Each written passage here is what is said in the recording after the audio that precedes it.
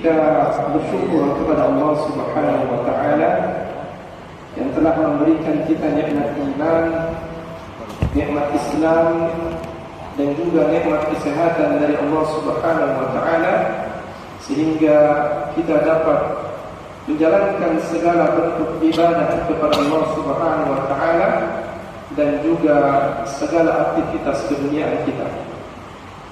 Salawat serta salam tercurah kepada Nabi kita Muhammad sallallahu alaihi wasallam beserta keluarga dan para sahabatnya dan juga orang-orang yang mengikuti beliau sallallahu alaihi wasallam dengan baik. Para hadirin Bapak Ibu sekalian yang dirahmati oleh Allah Subhanahu wa Ta'ala, saya bersyukur kepada Allah Subhanahu wa Ta'ala dan juga berterima kasih yang memberikan kesempatan saya untuk duduk di sini, yang pada hakikatnya di hadapan saya ini adalah bapak dan juga ibu-ibu adalah orang tua saya sendiri. Jadi saya hanya menukil saja apa yang disebutkan oleh para ulama di kitab-kitab fikih mereka yang terambil dari Al-Quran dan Sunnah. Teringat akan firman Allah Subhanahu wa Ta'ala di dalam surat Al-Zariyat ayat ke-56, "Wa ma khalaqtul jinna wal insa illa liya'budun."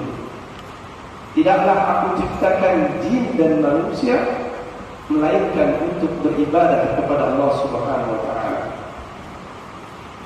Ibadah, para ulama memberikan definisi dengan definisi ismun jami'un likulli ma yuhibbu Allah wa yarda min al-aqwal wal af'al batinah wa zahirah.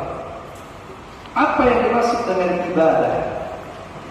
Ibadah adalah segala sesuatu yang mencakup hal yang dicintai dan diridhoi oleh Allah Subhanahu wa Ta'ala, baik perbuatan, lisan maupun jawarih, anggota badan yang tampak maupun yang tersembunyi. Di antara bentuk ibadah itu banyak sekali para hadirin Bapak Ibu sekalian yang dirahmati oleh Allah Subhanahu wa Ta'ala. Salah satunya adalah ibadah makhdhah, ibadah yang agung, yang insyaallah akan kita bahas pada hari ini, yaitu berkenaan tentang zakat dan juga turunannya adalah infak dan sedekah. Hal yang dicintai dan diridhoi oleh Allah Subhanahu wa Ta'ala, baik perbuatan, lisan maupun jawarih, anggota badan yang tampak maupun yang tersembunyi. Di antara bentuk ibadah itu banyak sekali para hadirin Bapak Ibu sekalian yang dirahmati oleh Allah Subhanahu wa Ta'ala. Salah satunya adalah ibadah makhdhah, ibadah yang agung, yang insyaallah akan kita bahas pada hari ini, yaitu berkenaan tentang zakat dan juga turunannya adalah infak dan sedekah.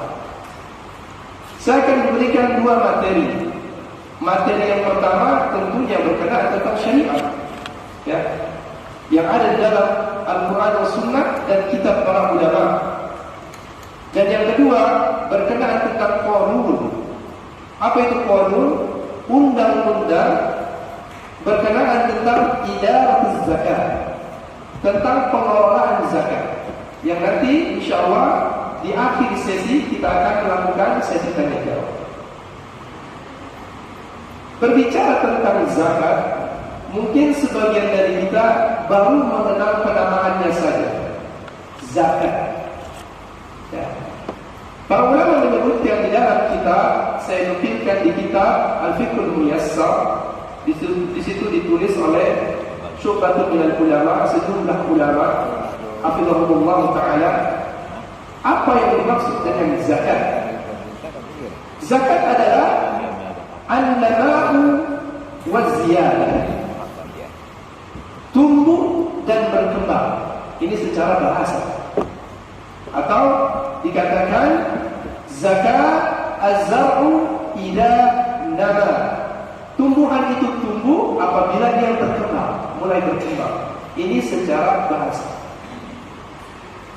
Kita ambil simpulan, seseorang yang mengeluarkan zakat secara zahirnya itu kan berkurang, seolah-olah bertentangan di dalam perkara hal ini.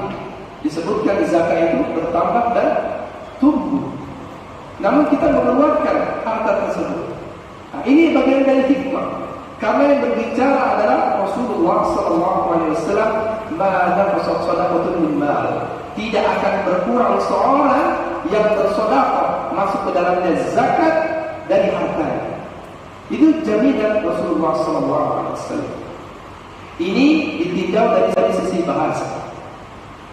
Kalau kita tinjau dari sisi istilah, di dalam kitab ini dikatakan yang dimaksud dengan zakat adalah ibaratun an haqqin yajibu fil mal alladhi balagha nisaban muayyanan,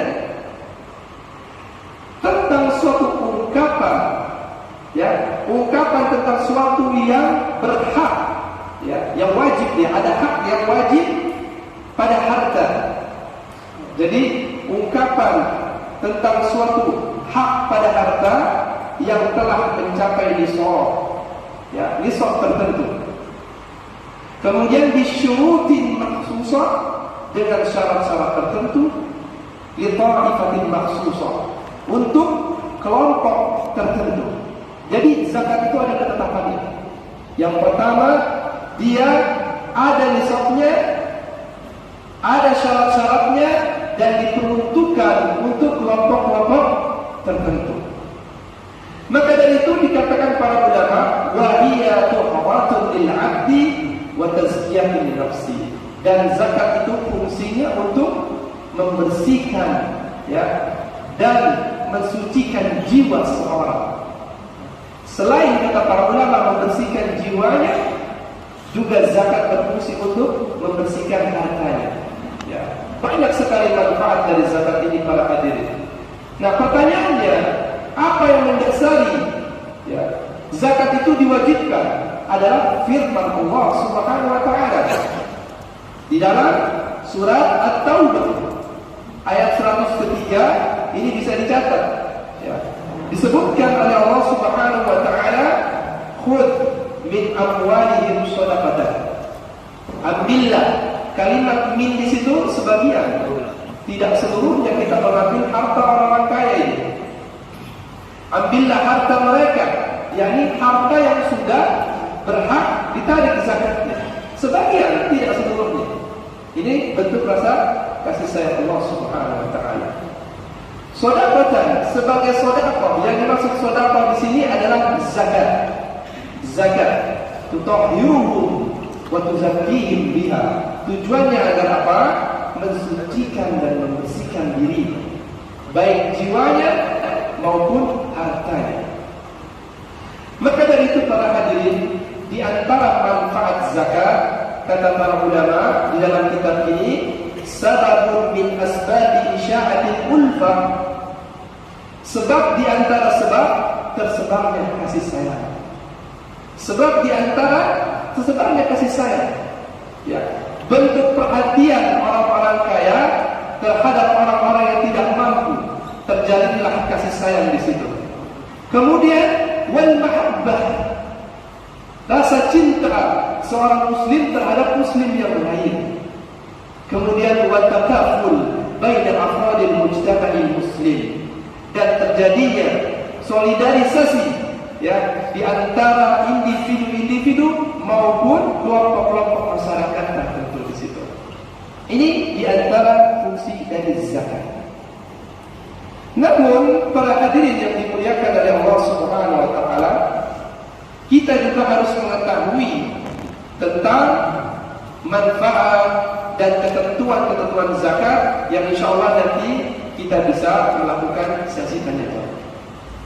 Kemudian di antara turunan zakat itu adalah yang disebut dengan infak dan sedekah. Pertanyaan yang sering datang ke saya, apa perbedaan zakat, infak dan sedekah? Maka di sini saya ada beberapa makalah saya. Zakat itu berhubungan dengan harta. Zakat berhubungan dengan harta, sama halnya dengan infak. Infak berhubungan dengan harta. Ini persamaannya. Adapun sedekah tidak mesti dengan harta. Ya, dengan sesuatu yang kita tersenyum kepada saudara kita, itu bagian dari sedekah. Kita menyingkirkan gangguan yang di jalan, itu adalah bagian dari sedekah. Jadi zakat berkenaan tentang dengan harta, infak juga berkenaan dengan harta. Namun sedekah enggak mesti dengan harta.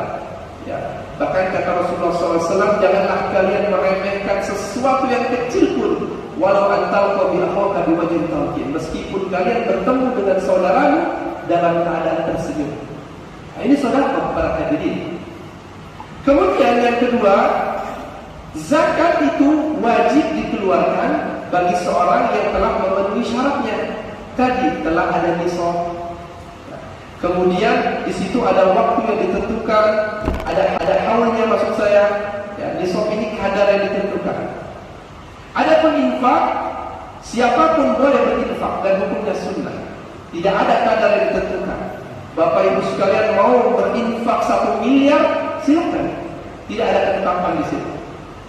Adapun sedekah, ya tadi tidak berkenaan mesti dengan yang namanya materi. Nah, bagaimana penyaluran antara zakat, infak dan sedekah?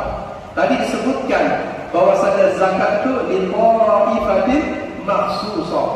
Ya, itu pada golongan tertentu yang masuk dalam 8 asnaf disebutkan dalam surat At-Taubah ayat ke-60. Nah, ini mesti zakat itu disalurkan di antara 8 asnaf ini. Saya sebutkan di antara 8 asnaf ini, enggak mesti seluruhnya. Ya, enggak mesti seluruhnya. Seperti di zaman kita ini belum ada yang namanya perbudakan, maka tidak masuk ke dalamnya. Di negeri kita tidak ada perbudakan. Adapun infak boleh diberikan kepada siapa saja. Infak boleh diberikan kepada siapa saja. Ya, misalnya seorang berinfak, saya ingin berinfak untuk kepentingan las PKS atau gedung PKS yang akan membangun kanopi seumpama. Saya infakkan hal ini.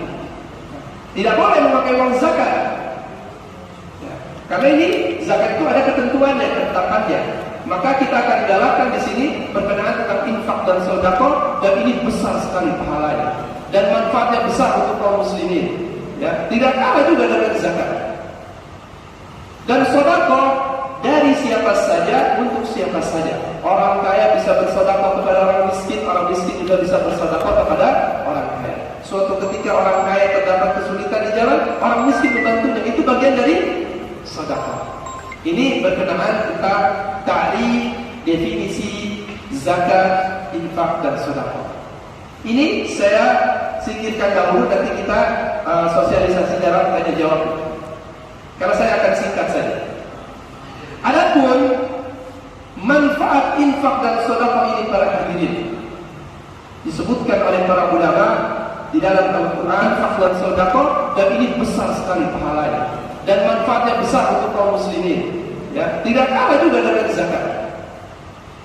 Dan sedekah dari siapa saja untuk siapa saja. Orang kaya bisa bersedekah kepada orang miskin juga bisa bersedekah kepada orang kaya. Suatu ketika orang kaya terdapat kesulitan di jalan, orang miskin membantunya, itu bagian dari sedekah.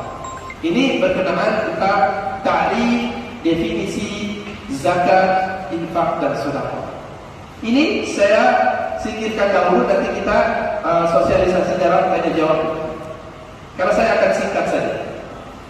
Adapun manfaat infak dan sedekah ini para hadirin, disebutkan oleh para ulama di dalam Al-Quran surat Al-Baqarah ayat 254. Allah Subhanahu wa taala berfirman, "Ya ayyuhalladzina amanu anfiqu mimma razaqnakum min qabli an ya'tiya yawmun la bay'un fihi wa la qullatin wa la syafa'ah wal kafiruna hum dhalimun." Allah Subhanahu wa taala berfirman, hai orang-orang yang beriman, belanjakanlah, infakkanlah ya di jalan Allah sebagian dari rezeki yang telah kami berikan kepada kalian. Allah berikan rezeki kepada kita, dan Allah Subhanahu wa taala juga memerintahkan kita untuk berinfak sebelum datang hari yang pada hari itu tidak ada lagi jual beli. Jangan sampai ketika kita sudah dipanggil oleh Allah Subhanahu wa taala menyesal kita. Kenapa dahulu saya tidak berinfak? Kenapa dahulu saya tidak sedekah? Kenapa dahulu saya tidak mengeluarkan zakat? Sudah terlambat, ya. Padahal kita belum tentu, dan kita juga belum tahu harta yang kita tinggalkan dari anak keturunan kita, warisan yang kita berikan digunakan dengan perkara-perkara hal yang baik. Kemudian, apa sih definisi infak? Tadi saya sudah katakan zakat itu membersihkan dan juga bagian dari pertumbuhan dan perkembangan. Tapi saya berikan definisi tentang infak. Zakat sudah, infak. Infak adalah secara istilah ikhrajul mal at-tayyib fi ta'ati wal mubahat. Jadi seorang mengeluarkan harta, tentunya hartanya at-tayyib yang baik, ya, bukan harta yang tidak baik. Fi ta'ah wal mubahat. Untuk apa? Perkara-perkara yang ketaatan maupun perkara-perkara yang mubah. Maka dari itu hendaknya, dan barang siapa, ya, atau siapa saja, ya, dan barang apa saja yang kamu infakkan kata Allah, maka Allah akan menggantikan. Janji Allah, wa huwa khairur raziqin, dan dialah Allah ar-razzaq, yakni ya, pemberi rezeki yang terbaik. Allah gantikan. Jadi bukan kita yang mengatakan orang yang berinfak akan lebih, Allah Subhanahu wa taala. Kemudian para hadirin, yang terakhir, keutamaan infak adalah ampunan dan karunia dari Allah Subhanahu wa taala. Disebutkan di dalam surat Al-Baqarah ayat 268, "Asy-syaitan ya'idukumul faqra wa ya'murukum bil fahsya." Syaitan itu, ya, menjanjikan atau menakut-nakuti kalian dengan kemiskinan. Ini kita uang banyak nih Pak, banyak nih. Mau infak ditakut-takut siapa? Jangan ente, nanti miskin. Ya. Kemudian apa? Diperintahkan untuk berbuat hal yang tidak baik agar kikir. Ini dua hal perintah syaitan.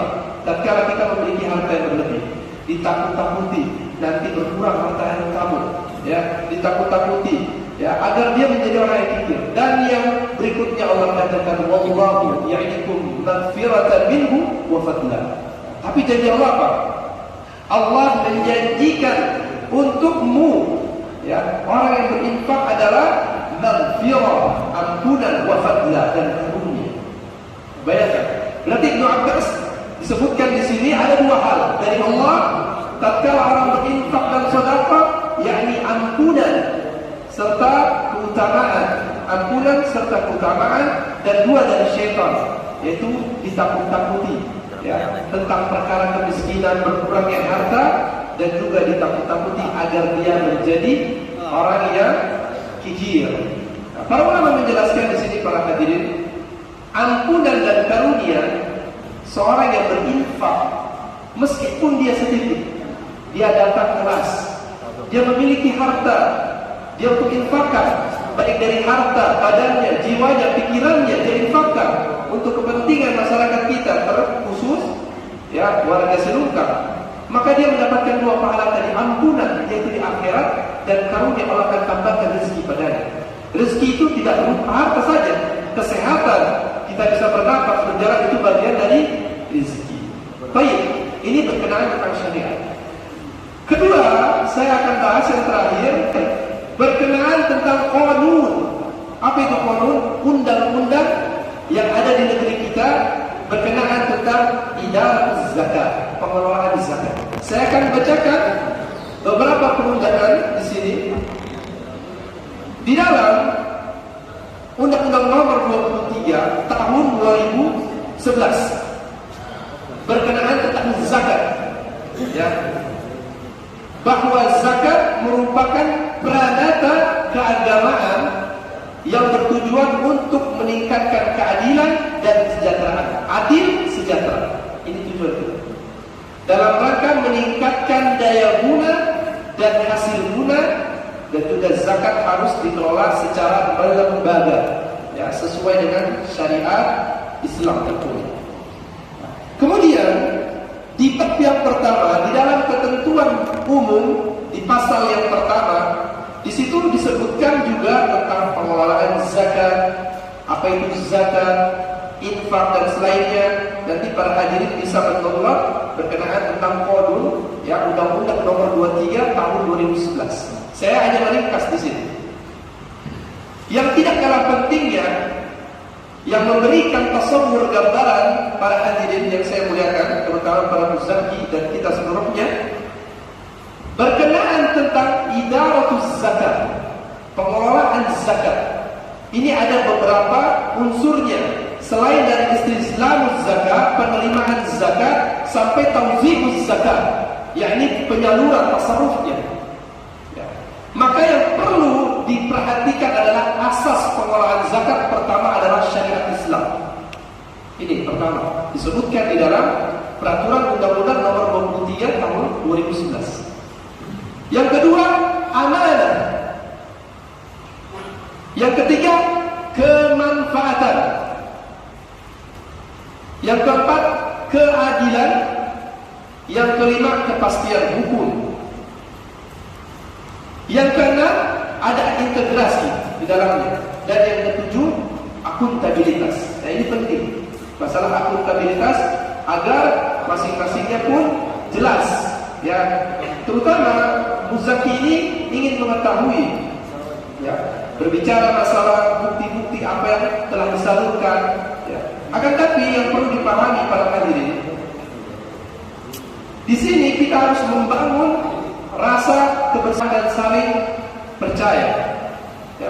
Karena ini urusannya tadi saya sebut di awal, masalah ibadah. Urusannya seorang hamba dengan Allah Subhanahu wa taala. Hendaknya kita takut kepada Allah Subhanahu wa taala dalam perkara-perkara hal ini. Ya. Muzaki sudah mempercayakan kepada Las, maka Las pun beramanah untuk menyalurkan kepada yang berhak menerimanya. Ini asas yang harus kita pegang. Yang pertama saya ulang adalah syariat Islam. Kita harus berpatokan pada syariat Islam. Amanah yang kedua, yang ketiga kemanfaatan, yang keempat keadilan, yang kelima harus ada kepastian hukum dalam hal ini, dan yang keenam terintegrasi, dan yang ketujuh ada akuntabilitasnya. Ya. Nah, inilah diantara beberapa pengelolaan zakat yang terakhir. Tujuannya adalah, ya, untuk meningkatkan efektivitas dan efisiensi pelayanan dan pengelolaan zakat, dan juga meningkatkan manfaat zakat untuk mewujudkan kesejahteraan masyarakat kita secara umum dan secara khusus bagi warga Serungkang yang berada di perantauan maupun yang berada di kampung, dan juga kita dalam rangka menanggulangi kemiskinan. Wallahu ta'ala alam. Mungkin ini saja secara singkat, nanti kita bisa interaktif dan jawab.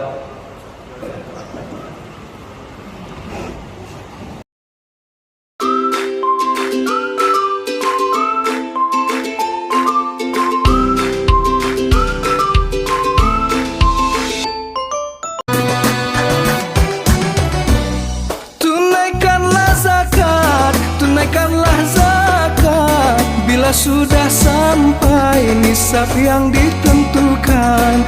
Tunaikanlah zakat, tunaikanlah zakat. Zakat wajib bagi setiap umat Islam. Syukurilah atas segala